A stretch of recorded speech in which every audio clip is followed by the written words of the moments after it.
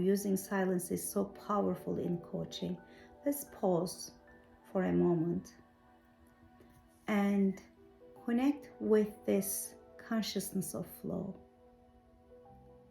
Flow means that we experience a sense of oneness. We feel like we are absorbed by the activity that we are engaged with. We feel like time flies, there is no sense of time. We experience that there is a greater meaning in what we are doing.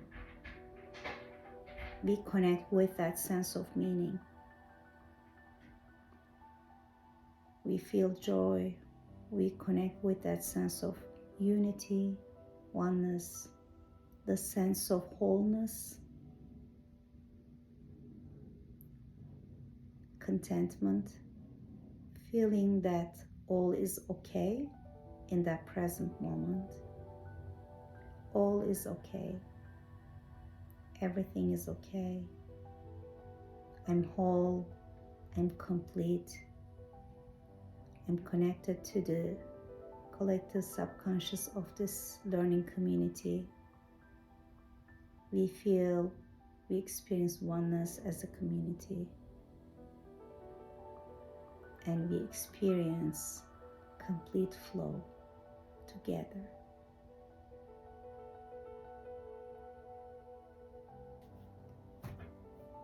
So last week, if you remember, we spoke about the architecture of a flow coaching session.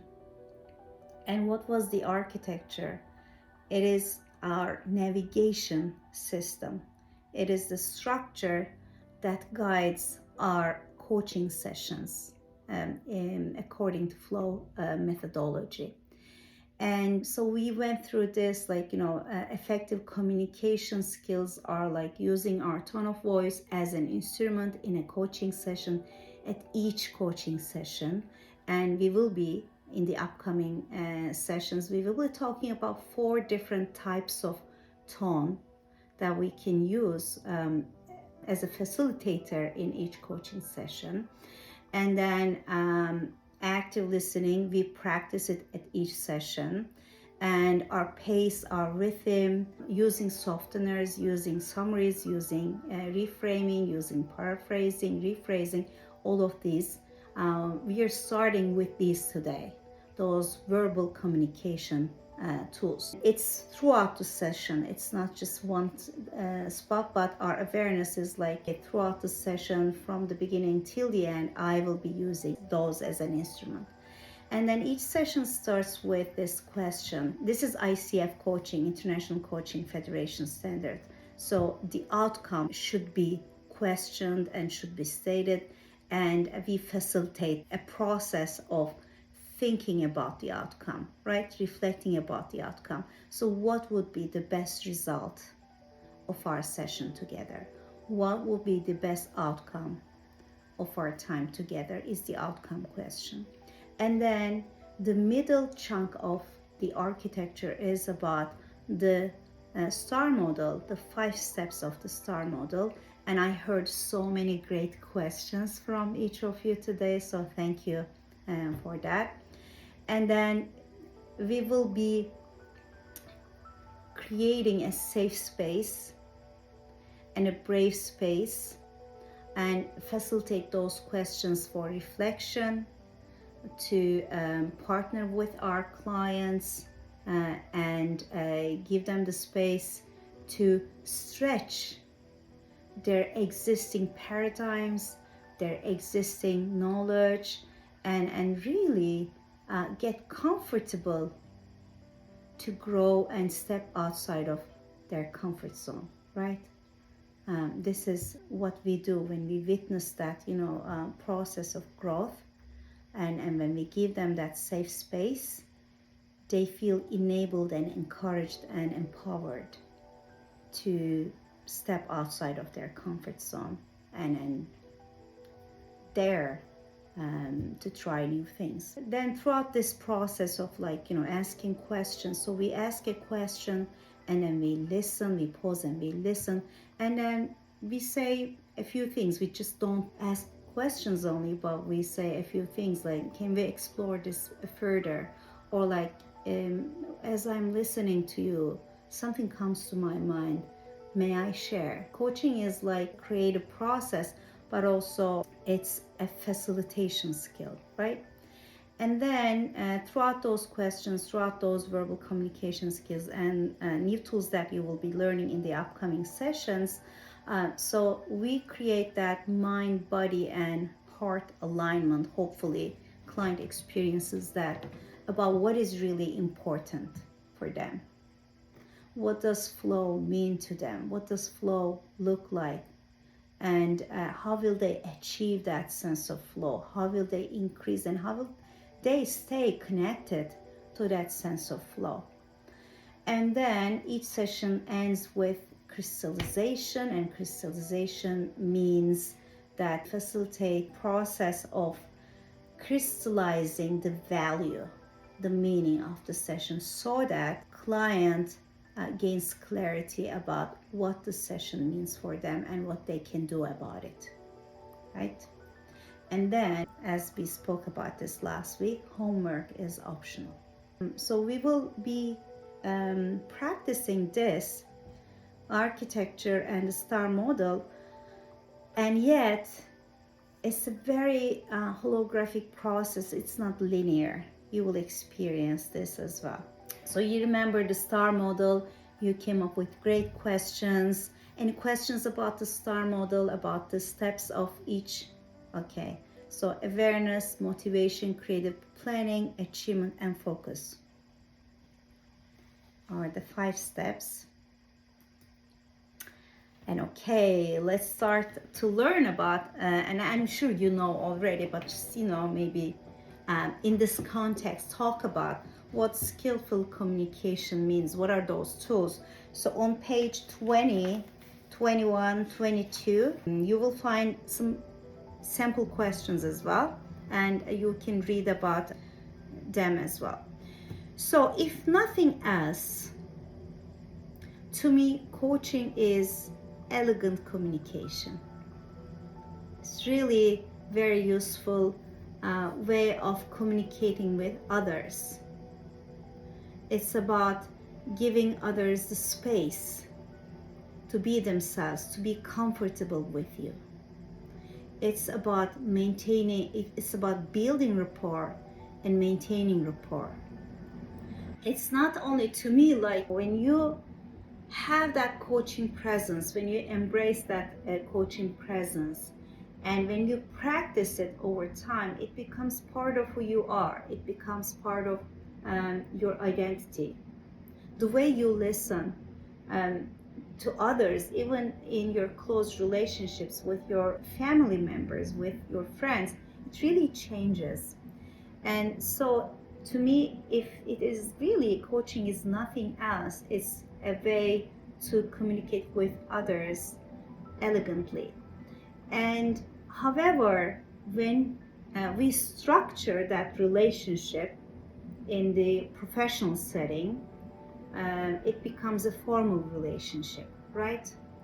And in that, formal relationship, coaching is an outcome-oriented relationship.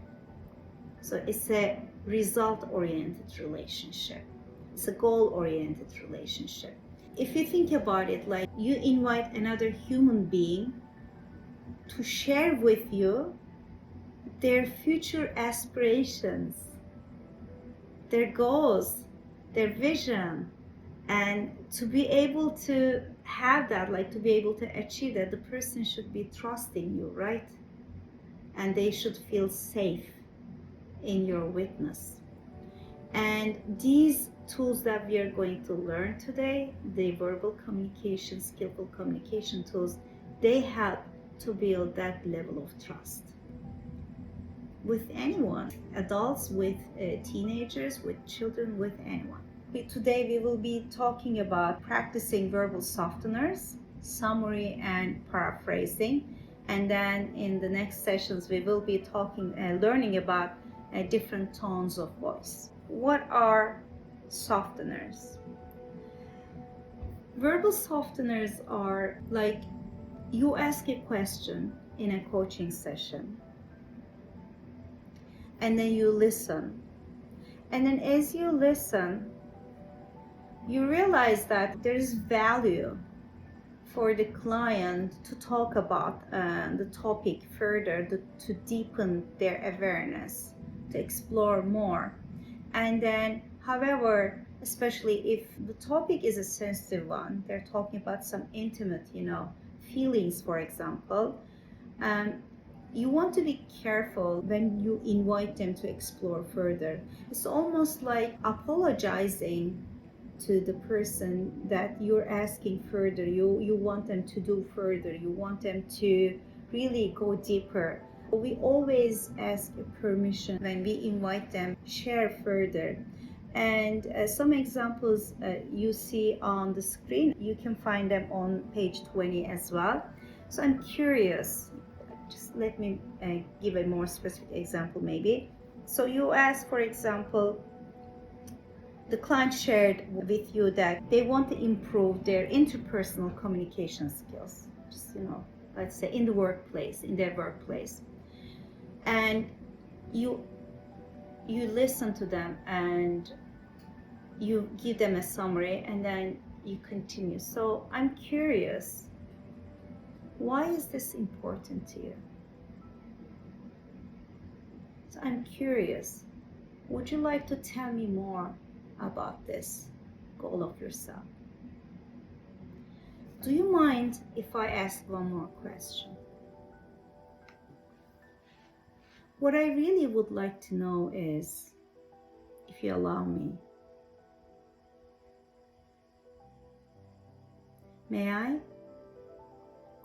ask one more question? Do you mind if we pause here for a second and then reflect on this further? If I were to ask you this question, what would you say?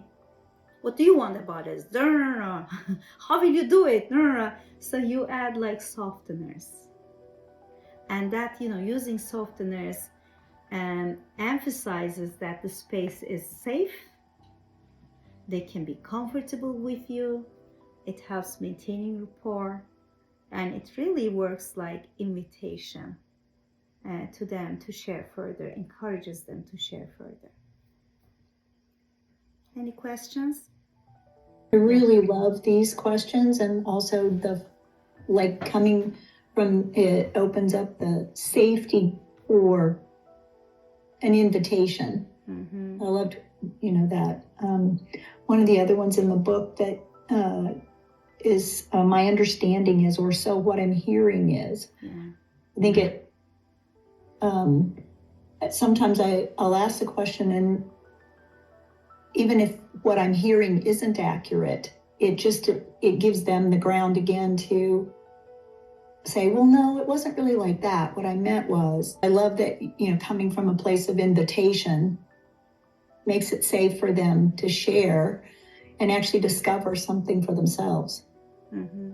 It's wonderful. Thank you, Jerry. So those two questions, like what I'm hearing is, my understanding is, so those are very important because we listen and then we shouldn't make assumptions, but we are human beings, so we make assumptions, right? So sharing those with them, and we will be talking about summarizing as well, and doing summaries helps us and our client to check those assumptions and then create a further alignment. So those are very important and very valuable. And also, when you use the language, say what I'm hearing is, you remember active listening, level 2 listening from the previous class, right? So you know that the person is a separate person, and your listening is like, what I'm hearing is my understanding, but the person might be saying something else. So you really create a healthy boundary in the session when you emphasize, when you say like what I'm hearing is, instead of saying like what you say is. And speaking of safety, like, you know, that safety, that sense of safety is so important. Like that psychological safety element is so important. And verbal softeners and summaries and these tools that we are going to learn today, and silence, of course, those help a lot to facilitate such level of safety. Any questions or any comments? Your voice was very soothing, I'd say very warm, and it made me feel open. And you asked the questions slowly, and then there was a thing you'd said before about goal-oriented relationship, and your voice brightened. So the way you use your voice is very effective, and it's very authentic. So for me, that's it's a good example. It's very important. Thank you, Elizabeth. Yeah, how you ask the questions are important. Not only what you ask, but how you ask the questions are important, because that's the nonverbal communication element. Like, we will talk about tones of voice later. When we hear, it's our emotional brain that filters if the voice of the person is safe for us or a threat. So when we feel, when the emotional brain feels, oh, this person is safe, I can share, it's a very subconscious process, then they open up. But however, if they hear in their emotional brain system and decide that it's a threat, then they would just, shut down. They would filter, they would be careful. And I heard stories like that, by the way, of coaching, especially in a corporate setting. When the coachee doesn't feel safe with the coach in a corporate setting, they filter, they role play.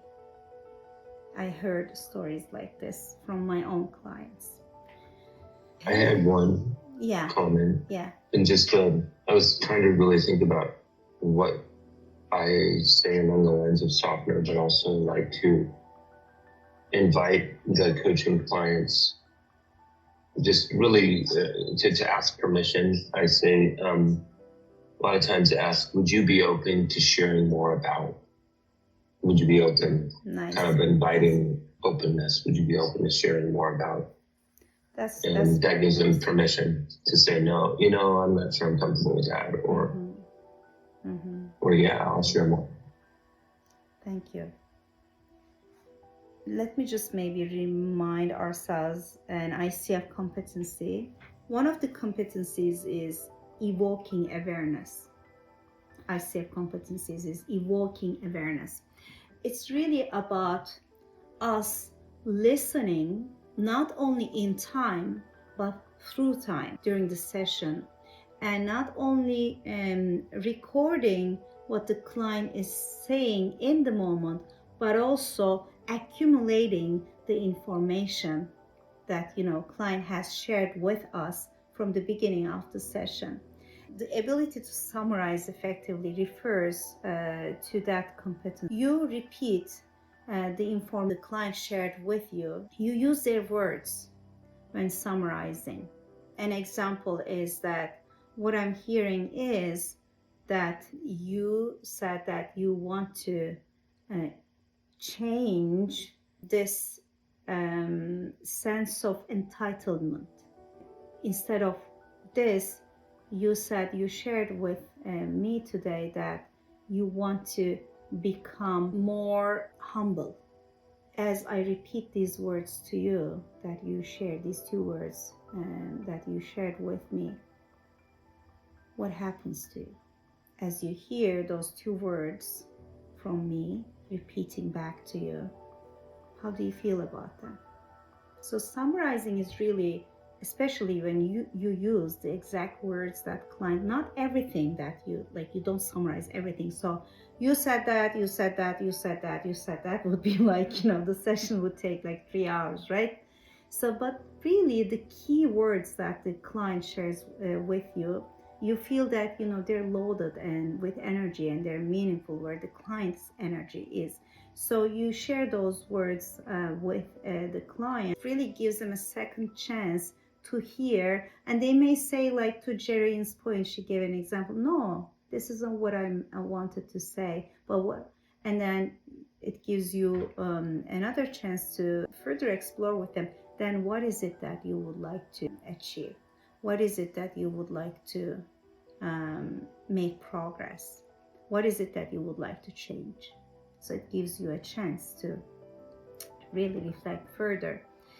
And also, it's about checking in our assumptions. Is our understanding right? Are we on the same page with the client? It also helps measuring time and managing time during the session.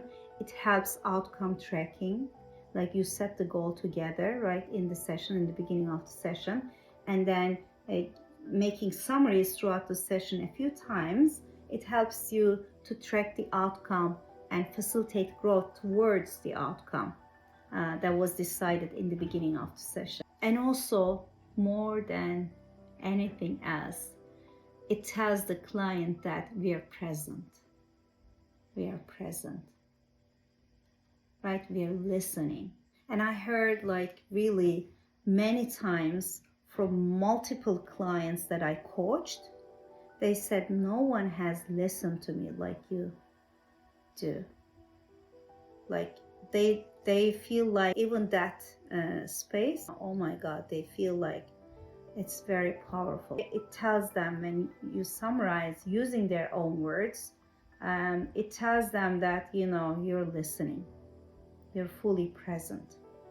One of the also ICF standards in coaching is we follow clients' agenda, right?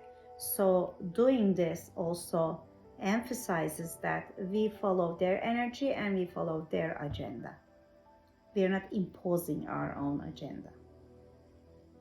So there are a few examples, and those examples and more of them you can find on page 21, page 22. And paraphrasing also helps, by the way, and reframing, rephrasing, those help as well. So it also brings clarity, because especially you will coach those individuals as well. When the mind is creative, and I'm one of those people, by the way, when the coach asks a question, if the person's mind is creative, there is not one answer, there are multiple answers just rushing into the mind of the person. Multiple answers, and they feel overwhelmed. They're like, oh, I want to do this, and I want to do this as well, and this and this and this, and then it becomes so big, right? So when you summarize, when you paraphrase, when you reframe, and then always check in with the client, right? Always make it about them, and having that space gives them clarity. Having that, almost like funneling, really helping them to prioritize, to choose and to prioritize. So that doing these brings a great sense of clarity. So a few examples here. Let us take a moment to summarize, and then you summarize. What I heard is, correct me if I'm wrong, what you say is that, and then you give them a summary. Have I understood correctly? So while you were talking, an image came to my mind. Can I share? So as I'm listening to you, I had this thought, and I'm curious. May I ask one more question about this topic?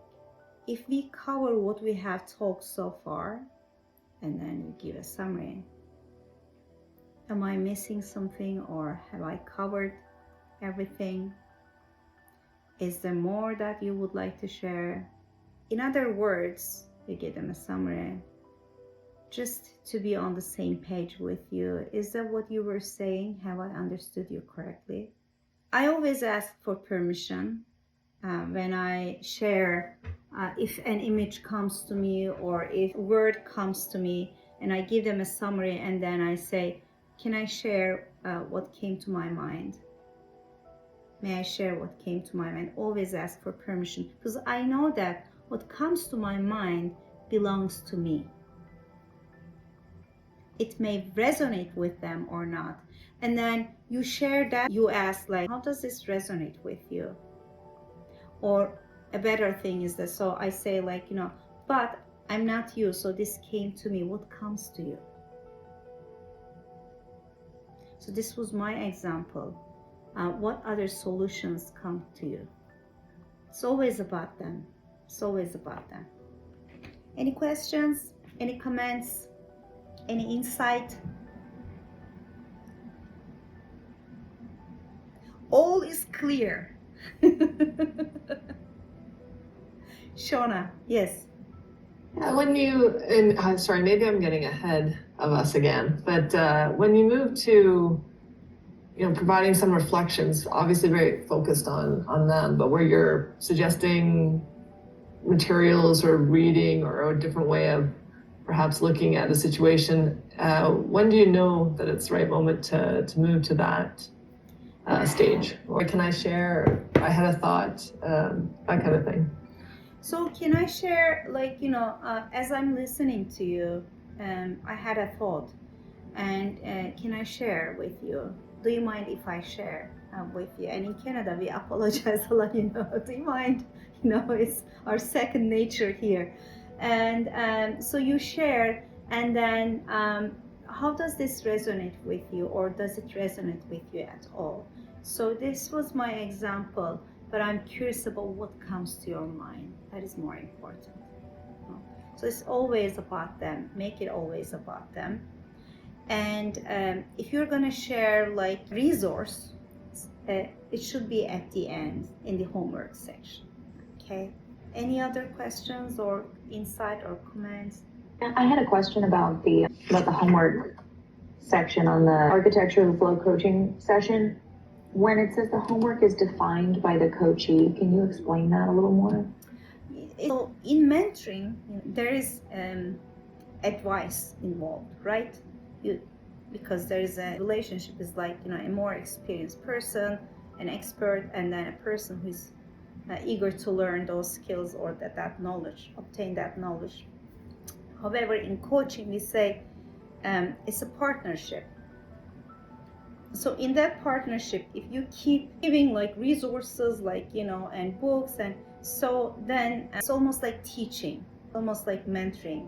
That instead of just you, like, sending them lists and just, ask them like their homework that you would like to do, or focus on, but it make sure that you're not, and they're not confusing action steps with homework, because action steps are like, what actions will you take this week until our next session? What is the next thing that you want to do about this goal is the action step, right? However, homework is like, sharing some books, maybe just, you can do it. So, but ask them. It's always about them. And if they ask you like, is there a resource that you're aware that I can, or is there a group or network, like, and you can share those, yes. But be careful, like, not just, it shouldn't become a teaching relationship. It shouldn't become a mentoring relationship. But of course, there's no harm in sharing some resources with the client, especially in career coaching. It's very common. Like share some sources of network. It's a bit a different kind of relationship. Both Ava and Shauna's questions were really, really good, because I was thinking back on the times when I would, I'm naturally a teacher, and so I will devour all kinds of information, and then it's almost like feeding people.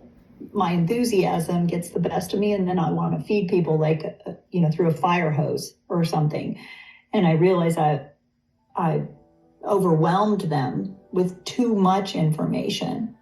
And I think that's where my sense, or I'm still learning all the time, that my sense of how I'm listening to this person, how I'm listening for this other person, dictates how much I can provide them and give them.